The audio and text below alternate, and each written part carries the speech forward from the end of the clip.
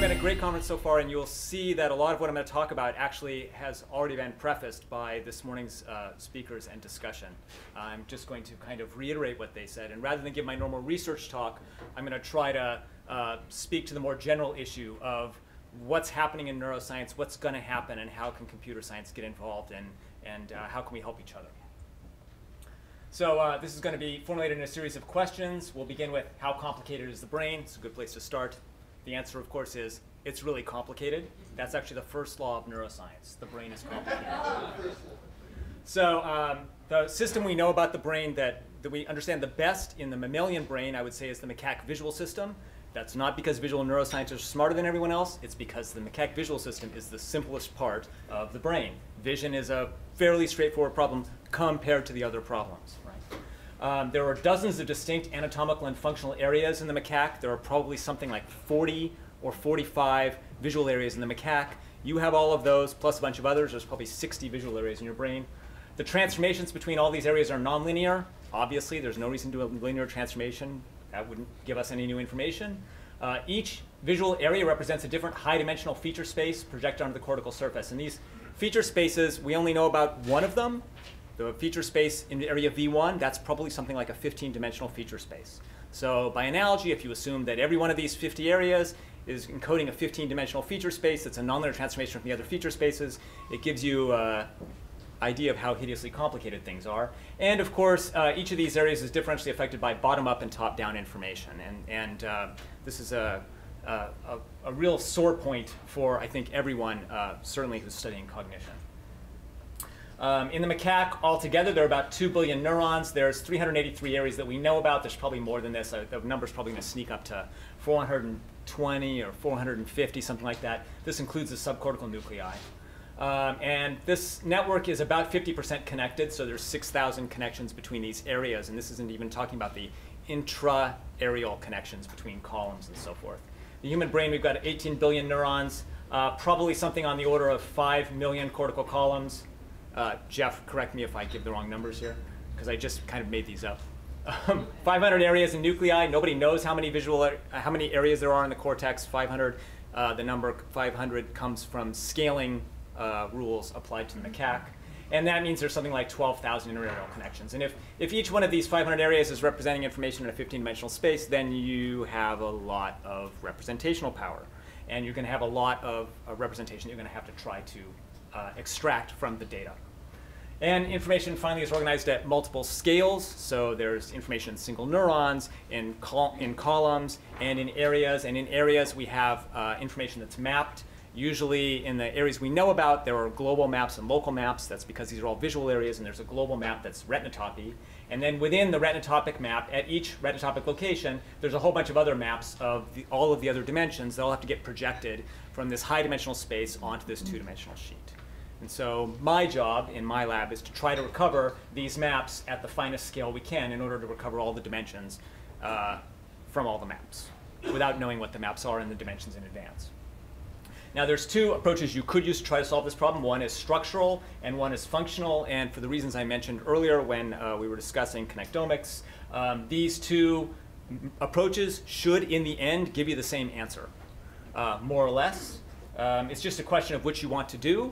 I have chosen to focus on functional MRI for reasons I'm happy to discuss later, but I don't really have a political opinion about which one of these things is better. I think they're both good.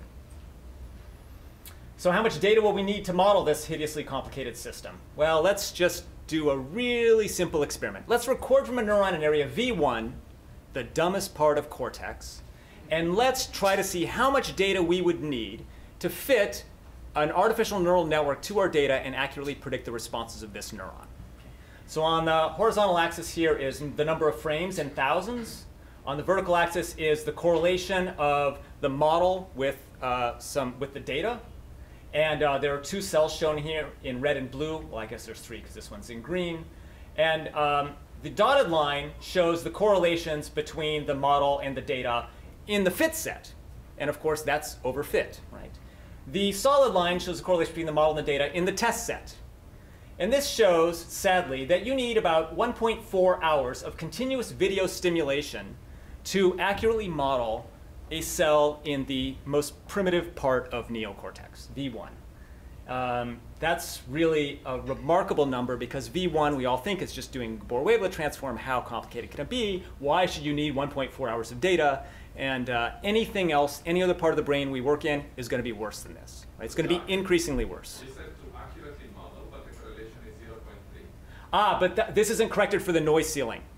So there's going to be some noise ceiling in your prediction set that has to do with the fact that you're predicting a population mean, but your data in your test set is only a sample mean. So I didn't correct for the noise ceiling here. And I have no idea what that is in this data. Yes? So this curve would depend on which feature set you're using for your fitting, no? In this case, we fit an artificial neural network precisely because we didn't want to fit a feature set. So it just went from pixels to data.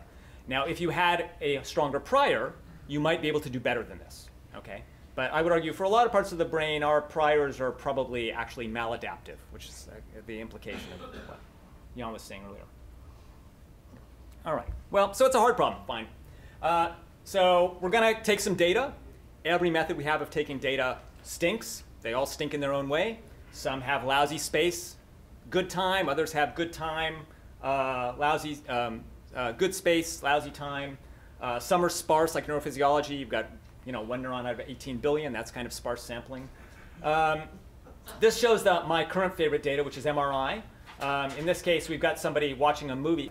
Here's the cortex. If you were watching this movie, you saw that the cortex was inflated and then flattened out. And if we did this for your brain, we'd end up with something about the size of a large pizza. And on here, we've projected all the individual voxels. You can see those little black outlines just barely. Those are the edges of the individual voxels projected on the cortical surface. This is the visual system in the back here. This is other parts of the brain. This is prefrontal cortex. This is the motor somatosensory strip, auditory cortex. Blue here means less bold activity, blood level oxygen-dependent activity. And red means more bold activity.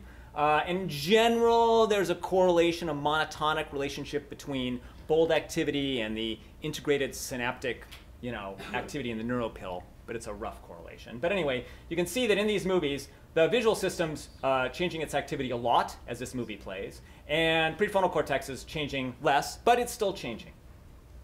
So now if you look at this data, it becomes obvious what kind of problem we're dealing with.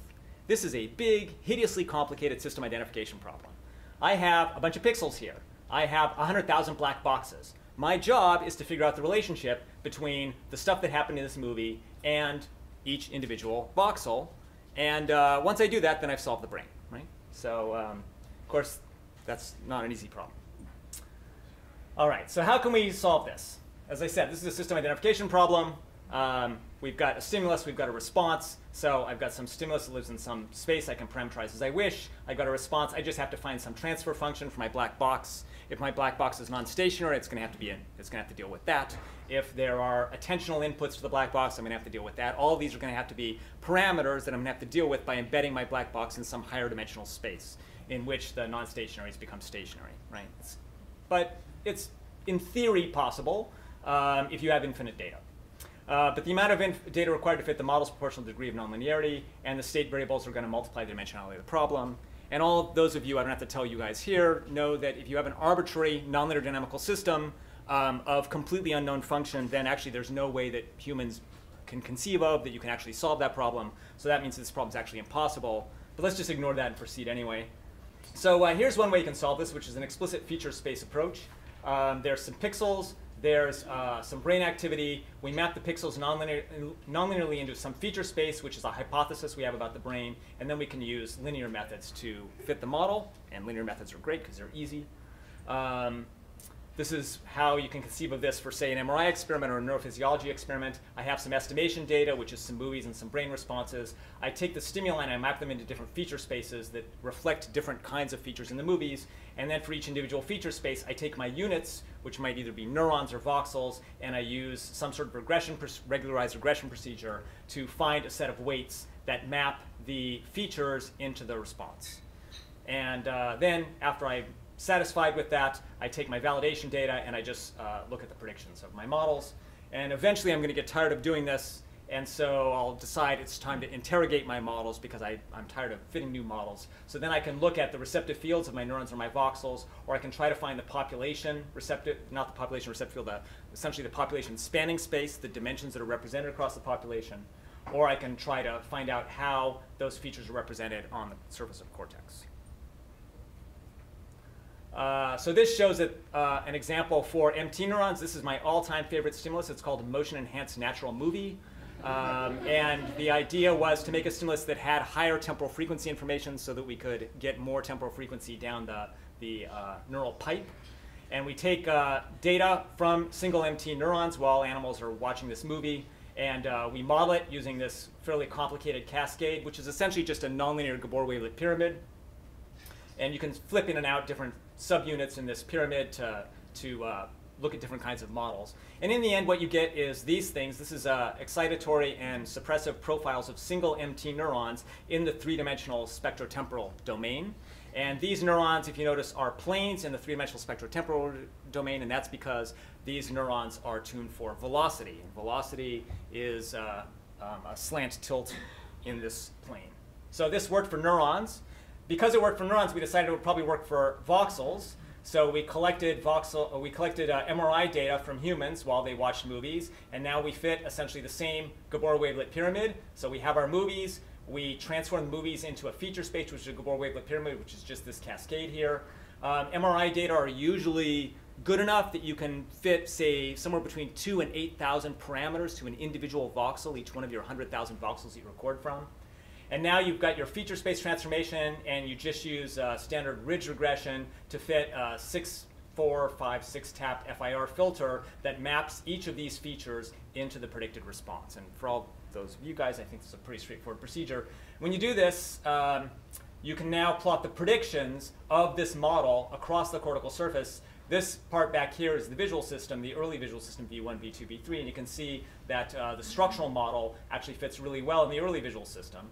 The higher visual system is best fit by this other model I haven't shown you yet, and that's here. This is a semantic model. So there are different features represented in different visual areas. So we're going to need a feature space representation for every visual area, and we're going to need a different feature space representation for every other area in the brain. So this is a general semantic model that reflects tuning in high-level, categorically selective visual areas. Can I ask a question? You can. Sorry, as a computer scientist, I'm just trying to understand, how could you have failed, and what would you have learned if you had failed? If I had failed, I would have learned that the reviewers of my grants are correct. And if I had, I'll tell you what. Remember, this is not a hypothesis testing effort. Okay, so think of this as an inductive exercise. So what I'm doing is I have a big data set. I want to optimize my predictions. The goal here is not to get statistical significance, which I consider too easy. The goal is to predict all of the non-noise, potentially explainable variance in every unit that you measured. And until you do that, you're not done. Okay? So this shows that we can do a good job of that in the early visual system where we already have very good neural models. And we can take those neural models and we can translate them into voxel-based models of voxels containing millions of neurons, and it still works. Okay? Hopefully that was satisfying. If not, feel free to yell at me later. You might have to get in line. All right, so this is a semantic model. Now in this case, we've taken the movies and we translated them into a semantic tree called WordNet. Probably most of you are familiar with WordNet. So now all of the objects and actions in the movie become coded in terms of their nouns and verbs. We now have an indicator matrix, which is time by nouns and verbs. For each voxel, we can fit about 2,000 of these. And now we get an FIR filter that maps this indicator matrix in each noun and verb. Excuse me, get a FIR filter for each category that tells us how much that presence of that category changes brain activity. Now, this is a big space, right? I have a 2,000 dimensional space for 2,000 dimensional vector for each voxel.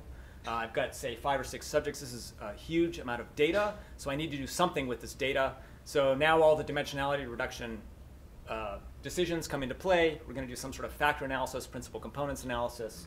To make a long story short, when you do principal components analysis on these data, you find that all of the subjects share a common 4 or 5 dimensional subspace that is almost exactly aligned across subjects. So that's an interesting space. And you can plot that. Here's the second, third, and fourth principal components plotted as RGB coordinates and then projected onto WordNet.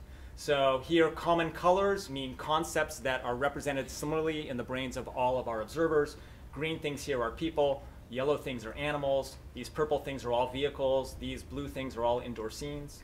Now, because the principal component space is essentially a space that allows us to map from the feature space onto the cortex, you can also take the same principal components and project them onto the cortical sheet, which is shown here. And you notice there's a lot of really rich, interesting structure across the cortical sheet indicating how these various semantic concepts are encoded. And exactly how this goes is not important for today's talk. The point is, these data that can be recovered even from fMRI, even though MRI is not measuring neurons, the data that can be recovered from fMRI is very, very rich and has a lot of interesting structure that you could mine and interpret. However, you might say, well, I don't really want to do that. I don't like explicit feature spaces. I just want to have an algorithm that will just guess. It will just give me the features. Let's do it in a data mining method. Let's do it with machine learning. OK, fine. That's no problem. We have our pixels. We have our activity space. We want to map pixels onto activity space. Now we just shove it through some complicated neural network. Pick your favorite one. Could be a 3-layer neural network. Could be a convolutional net. Could be a deep net. Whatever you want. And hopefully, the pixels will get mapped onto the activity space. This will save you, if you are good at fitting neural networks, this might save you a huge amount of time because you won't have to find the optimal feature space.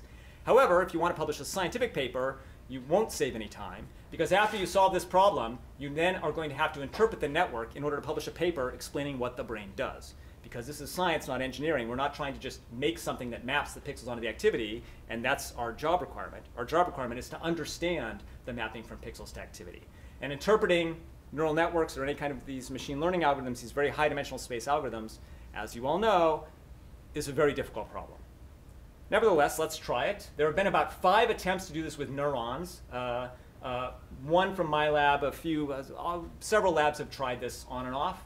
This is a recent attempt of ours where we recorded from area V2 neurons. We had enormous data sets collecting millions of frames of video for these single V2 neurons. And we used a deep time delay network, a deep belief network essentially, with some modifications to make our lives easier to just map the stimuli onto the responses. And now, instead of interpreting the data, which is very difficult, what we did is we used the well-predicting models as a sort of black box that we could probe using an artificial stimulus set to try to determine if the response of the V2 neurons showed the properties that we have previously seen in previous experiments that use simpler stimuli. And in fact, they do. All of our V2 neurons, even though they are modeled by this hideously complicated deep belief network, when you look at them in a subspace that other neurophysiologists have used, which is shown in these 4 sort of in silico experiments here, you get similar patterns of responses. You can also do this with MRI. In this case, what Pulkit Agrawal did is he took a convolutional neural network. This convolutional neural network was actually trained on a large ensemble of natural images. It wasn't trained on our data. And then he took the individual units in that convolutional neural network and he used them to, as features to fit the responses of voxels. And these various little graphs here show in red the voxels that show a better fit with the convolutional network than with standard feature space that we use. And you can see that for most brain areas, the convolutional neural network is actually doing a better job than the arbitrary feature spaces that we had picked using these sort of explicit modeling frameworks. You can also try to interrogate the individual voxels, again, in an in silico experiment to try to determine what images, if you had shown them, would be most likely to have evoked a large or a small response from the voxel. So here's images predicted to increase bold activity in one voxel in V1. Notice these are all fine textures. And the receptive field for this V1 voxel is just sort of about the size of my green laser pointer there. So it's just a small spot in the middle. These images are predicted to produce a low response from V1. And you can see that these are very low frequency images. In V4, we see for this particular voxel sensitivity to circular structure and curvature tuning in V4 was what I made my name on, so I'm happy to see that. Extrastriate body area, all the images that are predicted to elicit large responses are bodies. The images predicted to elicit low responses are scenes. The extrastriate body area is so named because it was discovered almost 20 years ago now, 15 years ago, using the localizers where you simply subtract the activity elicited by faces and scenes. There's a symmetric area called the perihippocampal place area that produces more responses to scenes than to people. And in that case, the most effective stimuli for this PPA voxel are scenes, and the least effective stimuli are gross things in food. So this looks like a promising method forward. So there are two approaches. You know, I'm very pragmatic about this enterprise. I have no problem with it. Either one you can do. Now there is one issue, which is I've assumed up to now that the system was stationary. Of course you're going to assume the system is stationary because nobody wants to deal with systems that change over time. But we know that the visual system changes over time on long time scales from learning and on short time scales from attention. And I'm glad to see Bruno out there. I'm bringing, this is a really old thing that Bruno did when he was with Charlie Anderson and David Van Essen called the shifter circuit. And what's your current opinion on shifter circuit, Bruno? You going to admit anything? It works? Okay. The shifter circuit, I think I'm skeptical about whether this specific circuit is actually how the attentional window shifts around the visual field. But it's very clear that we have a hierarchically organized visual system, and there is some circuitry, maybe not the shifter circuit, that routes information through the visual, across the visual hierarchy to change the spatial window of attention and to change feature tuning. And you can see this in single neurons. If you record from an animal using a single V4 neuron, you can see shifts of tuning for a spatial attention task, and you can see shifts of tuning in feature-based attention tasks. And in fact, if you have a system that is hierarchically organized and which information is pooled across layers, then small shifts in the gain or DC at one level have to cause changes in tuning at subsequent levels. There's no way to build the system. You would have to be really, you'd have to expend a lot of effort to build a system that didn't do that. So we should expect these tuning shifts to occur sort of everywhere throughout the visual hierarchy. We want to know if we could see this in MRI, so we did a very simple experiment. We had people watch movies, and then we told them, in one condition, search for humans. Whenever you see the human, hit the button. In another condition, search for vehicles. Whenever you see the vehicle, hit the button. And to make a long story short, when you do this, you see dramatic changes in the tuning of single voxels. This is a voxel when you're searching for humans. Again, this is the WordNet tree. This is a voxel when you're searching for vehicles, and you can see that it's still tuned for humans here and here, but now it also becomes tuned for vehicles. So this voxel, this individual voxel, is shifting its tuning depending on attention. Of course, we don't know what the neurons are doing underneath here. And if you look at the cortical maps for semantic categories, this is again a category map where I've colored the voxels according to their position in this four-dimensional semantic principal component space. And you can see that when you're searching for humans, the voxels all shift their tuning over towards humans, and the map becomes more human represented. And when you're searching for vehicles, the map becomes more vehicle represented. So this simple change in cognitive state of searching for A versus B has an enormous effect that cascades throughout the entire brain and changes the tuning pretty much everywhere that represents visual information. And these tuning shifts become larger as you move from the visual system up to prefrontal cortex. This is a scary, complicated, and bad thing for us as scientists, because what it means is we can't just think of the stimulus space when we're thinking of the dimensionality of the brain measuring problem. We have to also think of the cognitive space. We have to measure many, many cognitive states in order to build a general model. And the problem is it's a lot slower to measure a cognitive state than it is to measure a simple stimulus-response relationship. So this is going to slow everything down dramatically. Now, there's one last issue I'll discuss in the time I have left, which is individual differences. We all know that brains are different. I was trained as a psychophysicist, so my general opinion about neuroscience is really you should only need one subject, unless it's an individual differences study, in which case you need 2 subjects. But I found that most people disagree with me. They want more than 2 subjects. So you know, this shows you some data from individual subjects that gives you some sense of how variable these MRI data are. This is 5 individual subjects. These are semantic maps, but not from movies. These are semantic maps created from people listening to stories. These are narrative stories from the Moth Radio Hour. They listen to these stories. We code the semantics of the stories using an optimized variant of latent semantic analysis, but you might as well think about LSA. That's the easy way to think about it. So now we take these LSA feature weights for each voxel. We subject them to dimensionality reduction. We find that all humans, meaning the 6 or 7 graduate students in my lab, share a common, say, 5 or 6 dimensional semantic space. And so now you can project that semantic space onto the surface of cortex, and you get these maps. And now you can squint and decide for yourself whether these maps are the same or are they different. Right? Well, the brains are obviously different shapes because brain anatomy is different shapes. That's perfectly reasonable. We all know that.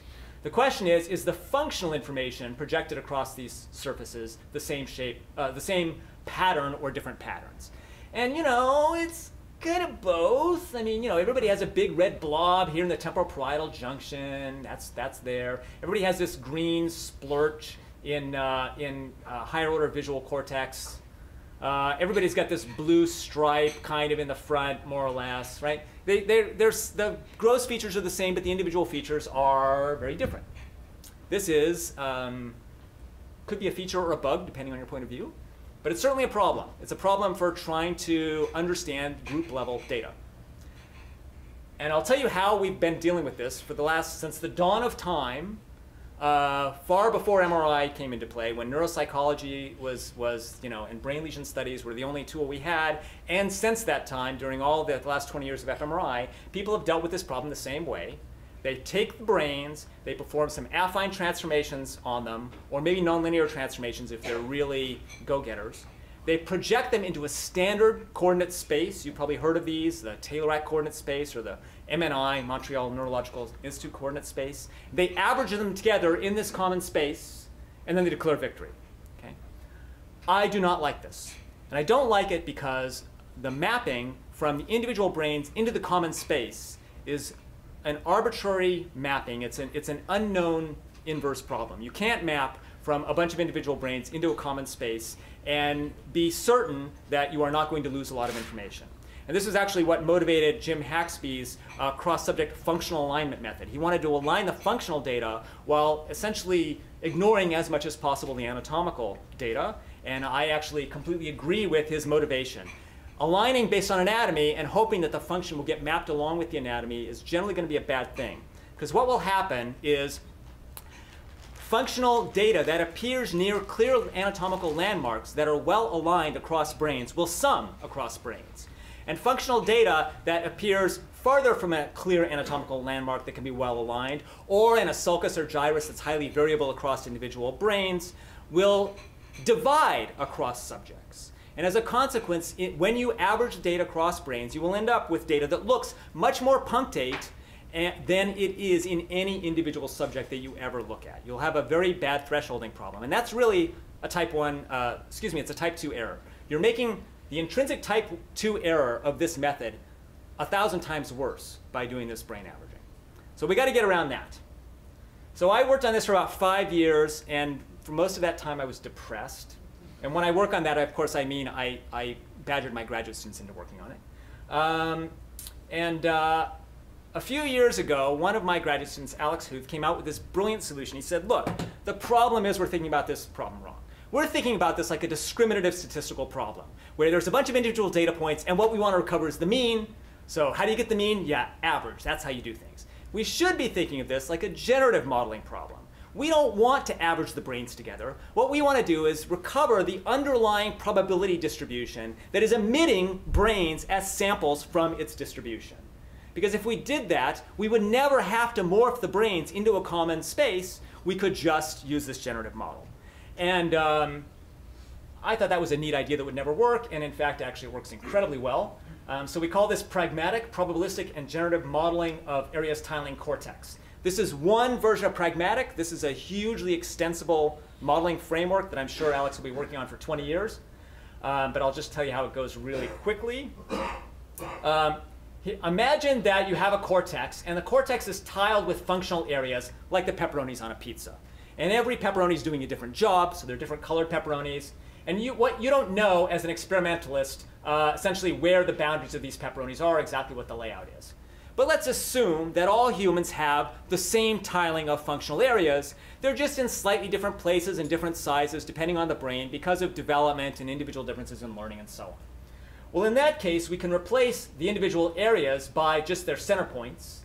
And we can treat this like a ball and springs model. And this arrangement model with balls and springs now allows us to apply some sort of MCMC algorithm to essentially find a common initial state of balls and springs across all the brains, and then slowly relax the ball and spring model to approximate the functional data in any individual brain. So for the individual shared parameters, we're going to have the ideal spring lengths. Every spring has an intrinsic length. The spring constants, the functional means of each pepperoni, and also what's not shown here is the number of functional areas, which you have to introduce as a hyperparameter. And then unique to each subject is now the exact centroid locations and the functional values on the cortex, which is, of course, the functional data that we recorded. And then you notice there's a few little white X's in here. These white X's are essentially pins that we place in the brain. These could be based on anatomy. Right now we're using them based on functional localizers, which is a different data set that we collected. And you need the pins because if you release this model on the brain and you have no constraints at all, it'll just flop around the brain all over the place and it will never converge. So we have a few landmarks that we pin the skeleton to, and then it has to all optimize in that. And this works really well. To test the model, what you do is you say fit the generative model on 6 subjects, and then you take the 7th subject's data and you use the generative model to predict where the areas should be on that subject's brain. And then you compare that to the functional data that you actually collected. But remember, in this case, the functional data were not used at all to fit this model, so we cannot possibly be overfitting. Here you notice there's a semantic map for one subject. This is, again, the narrative semantics data I told you about a minute ago. And here is the pragmatic model. And these are the likelihood ratios. Red is high likelihood. Blue is low likelihood. White is it doesn't care. So this model predicts the likelihood of this model is very high in semantically selective areas. These areas here, this is auditory cortex, temporoparietal junction, the precuneus, and this is prefrontal cortex and Broca's area. These are all known language-related auditory selective areas. The only place that this model fails, you notice there's this little blue spot here. The reason this model failed in this blue spot is it understood that there should be a purple area here, but the purple area in this subject was offset relative to where it actually is. So it didn't get that quite right. But the model works remarkably, astoundingly, amazingly well. And using this pragmatic model, you can actually discover, essentially from the data, 77 semantically selective language areas in the left hemisphere and 64 semantically selective areas in the right hemisphere. And you can now project these onto any new brain that you have, not even requiring functional data, because you have the underlying generative model.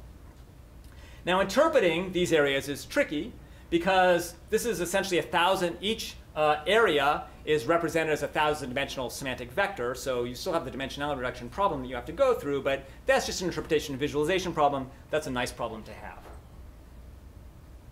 And this is that. I won't go through it. Okay, so I have about 5 or 10 minutes left, right? By my reckoning? Okay. So people always ask me about brain decoding. A lot of people are interested in brain decoding because they're building neural prosthetics, and I think that's a great use of brain decoding. I personally don't really care that much about brain decoding because I don't really have an immediate application. I'm a scientist, not an engineer. However, the cool thing about brain decoding is it creates really neat parlor tricks. And even if you don't care anything about the brain, if you show somebody a brain decoding result, they really like it. So in order to make people happy, we do a lot of brain decoding in the lab because it provides very nice demos of our methods. So to do brain decoding in our framework, there are multiple ways you can do brain decoding. You can do direct decoding. You can do it using the methods that the neural prosthesis people use. You can do it this way. This is Bayesian decoding.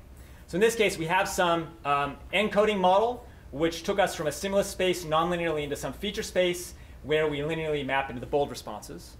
And once we have this, that gives us essentially the first term in our Bayes equation. It gives us the probability of a response given some function of the stimulus.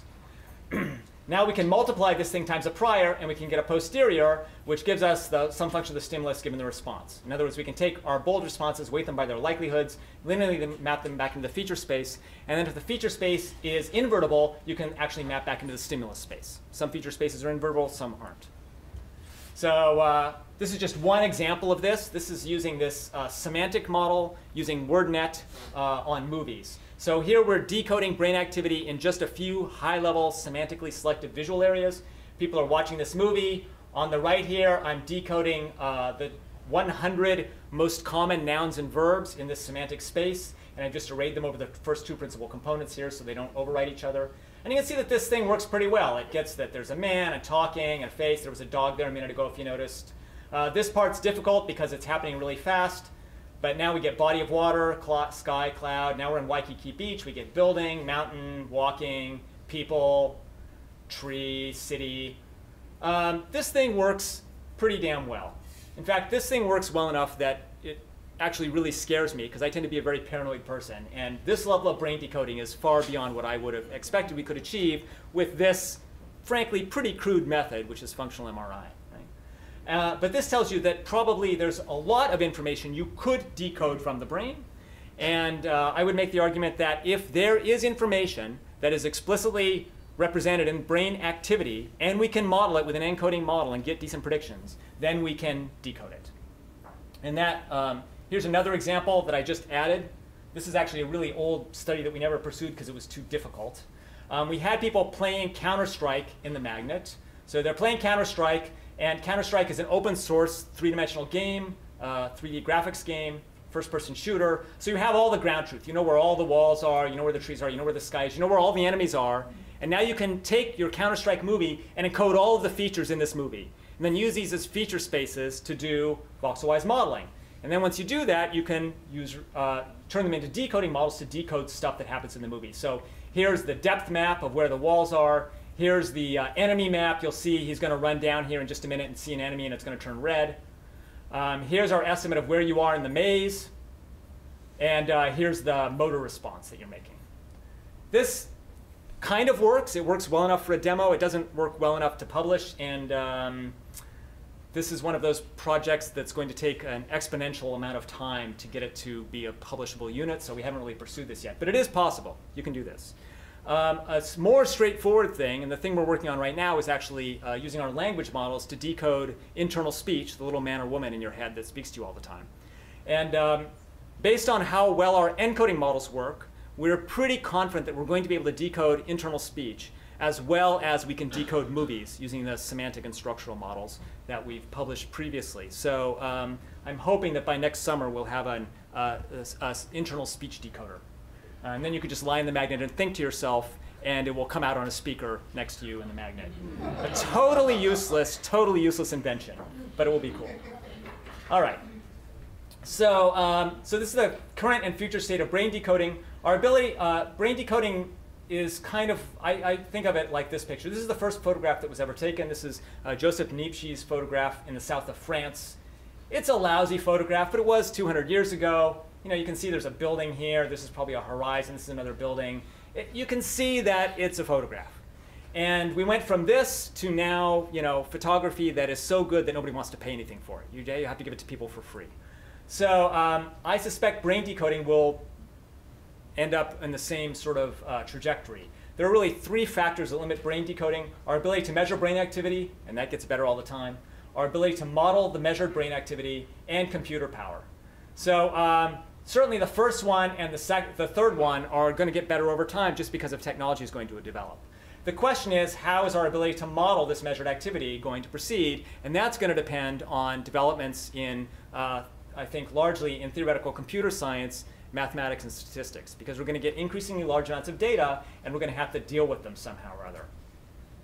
So for example, we're going to get optical imaging data. Right now we can record optically from all the neurons in a nice tiny transparent zebrafish, but there are several groups trying to record from all the neurons in a mammal, like a mouse.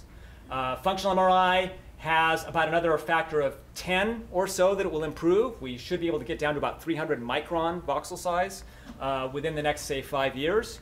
That will cause a lot of problems, but there'll be nice problems to have. And then this electrocorticography data is becoming increasingly available. Right now, it's mainly limited by the size of these button electrodes because ECOG is done in human surgical patients, and therefore the technology is determined by the FDA, and the technology we're using in ECOG right now is from the 1970s.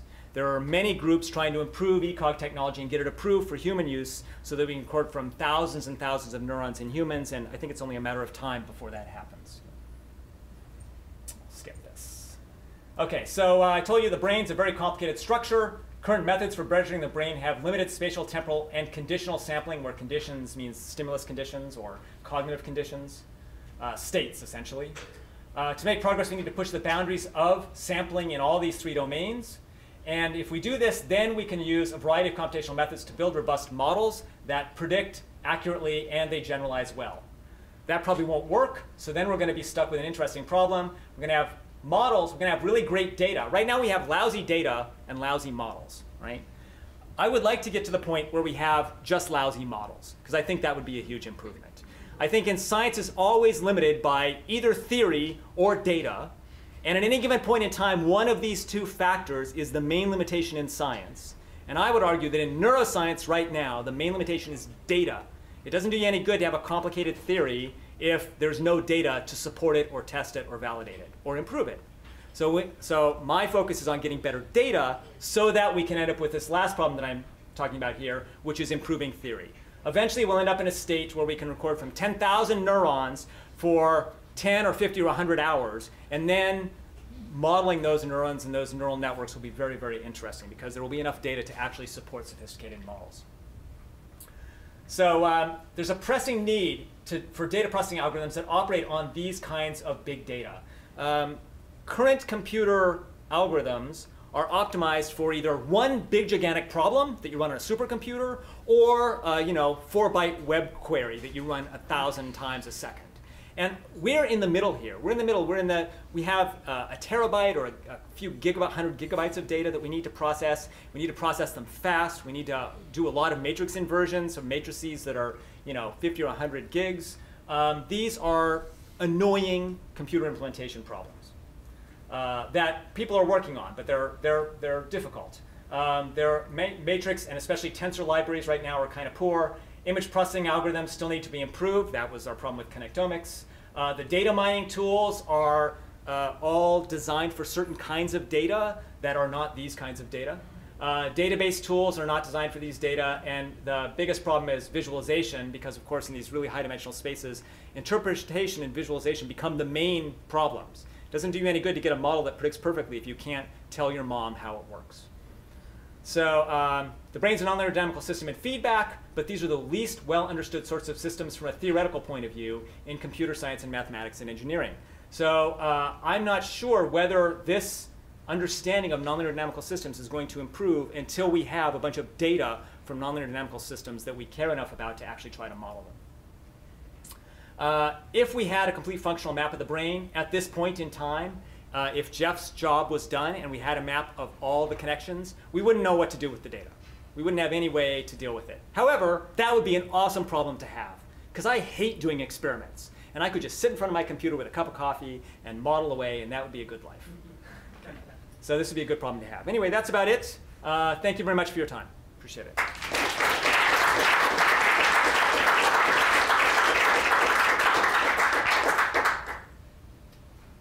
Yes? I didn't understand how in which areas you're looking for the decoding of words.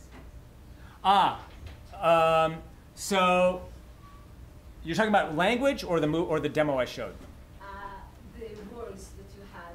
OK, so that language demo, this is using a semantic model that fits well, it predicts well in higher order visual areas. Such as EBA, FFA, LO, all that rind of semantically selected visual areas that forms essentially a concentric ring around the retinotopic visual areas.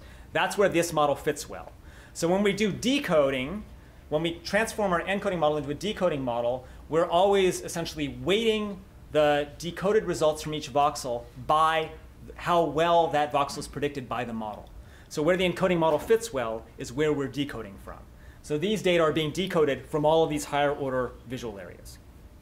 So first you show, the first thing is you showed movies and whatever was up, you said, OK, I see sky, so this is sky. So first you kind of put the words in based on movies, and then you play them again, and so where they... So the procedure is we show people a bunch of movies. We take the movies, we code all the features in the movies. For each individual voxel, we use ridge regression to find a set of weights that optimally map those features onto the voxel responses. We validate that by showing a new set of movies and seeing how well those fit weights actually predict. We get statistical significance, of course, along for the ride on that, but personally, I couldn't care less about statistical significance. I think it was I understand why it was done, but I think it was a big mistake. Effect size is the only thing that matters, right? So, so fine. Now we get predictions. Excuse me? Oh, let's have a statistics rant. That's my favorite. All right. So now we're going to do decoding. So we put the person back in the magnet. We show them a new set of movies. Okay, those, now we don't have the movies. We only take the brain activity and we run it backwards through the decoding model to create the features. And now I'm showing you the movies on the left and the features on the right. So it's a kind of a three-stage experiment, right? Now, once the pragmatic model is working really well, or say if Jim Haxby's hyperalignment model works really well, we have some better method for doing cross-subject alignment. Cross-subject alignment also allows you to do cross-subject prediction. And in that case, you might be able to bring somebody into the magnet and show them a very small amount of data, or record a very small amount of data from them, and be able to do decent decoding. And that's in the future. Thank you. Sure. Yes? So in all your decoding results, in a way, the brain is just an observer, right? But for the movie structure, the brain is just a passive observer, and you're recording neural activity, and you're doing some decoding. But for internal speech, as you said, or for motor prosthetics, the brain is actually the actor, it's the controller. So it's a decision maker. So if you build some of those models, I wonder if basically your method that you use for decoding and encoding for the brain as a passive observer would apply there, because you need to constrain the problem with the fact that the brain is a feedback, it's a decision maker, some optimality principles there. So like an optimal feedback controller model of the brain of some sort. So what are your thoughts on that? I agree with everything you said. And the way I often explain this is, well, okay, imagine we want to decode a movie from your brain. And we build an encoding model by showing you movies and recording brain activity. And now we ask you to imagine a movie. Well, your brain cannot be doing the same thing when you imagine that movie as when you saw the movie. Because if your brain did the same thing in those two cases, you wouldn't be able to tell the difference between imagining a movie and seeing a movie. And your ancestors would have been eaten by tigers millions of years ago. So the encoding model we build using movies cannot possibly be the right model. Then it's just a pragmatic question of, well, okay, it's going to suck. How badly does it suck? And we've actually done these experiments in early and intermediate vision. If you build a model using images or movies and then try to decode images or movies, the decoder works about a third as well as it works if you actually are decoding movies that the person actually saw. So there's clearly a big fall off there when you use the wrong model. But you can think of this like a closed loop procedure, right? If you ask people, if you first build a model based on actual movies, which you know is the wrong model, then you ask people to generate internal imagery, but you have some notion of what that internal imagery was that they generated, you might be able to use that new data to improve your model in a nice Bayesian, method, and then you'd end up with a better model. But decoding completely subjective states, I think, is always going to be fraught. It's the same problem we have when we try to measure consciousness or awareness or anything else, right? We don't really have access to those states. We simply have access to correlates of those states. And we don't really know, if I tell you to imagine a dog, I don't really know that you imagined a dog. I just know that you told me you imagined a dog. So that's a problem. So I agree, this is it's a serious problem. Yes? Jack, Raj. it's a very impressive portfolio of work. I think I have to disagree with you on one thing, which is you said data is not the problem. You said data is the problem. It's something that we don't have enough of. But if you think about it, if you go to the Society for Neuroscience meeting, what do you find? You find like tons and tons of data being produced every year. I think the problem might be more that it's not the kind of data that you would need to construct actual large-scale theories, right? Yes, so yes. In some sense, they go hand in hand. So if you don't have theories to guide the experiments to generate the right kind of data, then you sort of don't have the tools to actually understand the brain. So I think it can be that you just collect a whole bunch of data and then maybe suddenly something emerges out of that. I think it's useful to actually have certain competing theories that are guiding the experimental work. So I completely agree with everything you said. There's a classic tension between induction and deduction. And I tend to think of it as deduction is kind of like climbing Mount Everest. You put one foot in front of another and one foot in front of another. And as long as you're on the main peak of Mount Everest, if that's where you're trying to go, then that's great. It's a great method. But if it turned out you were on K2 and you were intending to be on Everest, that would be a problem. You'd get to the peak and you would find out it wasn't the global peak, right? Induction is more like drift net fishing, right? There's a big ocean of data there. I have no idea what's down there. Just throw out a big net, trawl everything you can out, and search through the fish and see what you can find. Neither one of these, It can take a very long time, but you can do it. Well, so can deduction, right? Because if you went up K2 intending to go to Everest, then you have to start all over at the base of Everest again, right? Well, And in yeah, psychology and neuroscience, you see, over the last 200 years, you see time and time again, little sandcastles get built, and the sandcastle gets bigger and bigger and bigger until it breaks, and then you have to go build a new sandcastle. So biological systems, all biological systems are very, very complicated, and it's very difficult to build a globally optimal model. And so I have no problem with deduction. I simply think that not enough people do induction, and so I choose to do that. But you can do all the deduction you want. That's fine.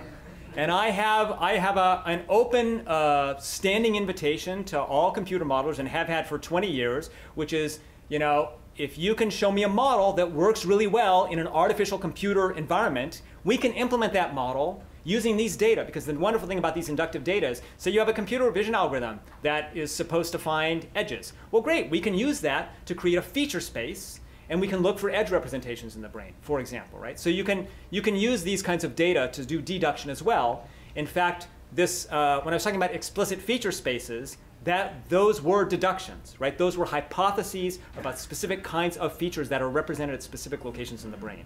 So I don't think this is an either-or thing. So Jack is not going anywhere. Thanks, guys.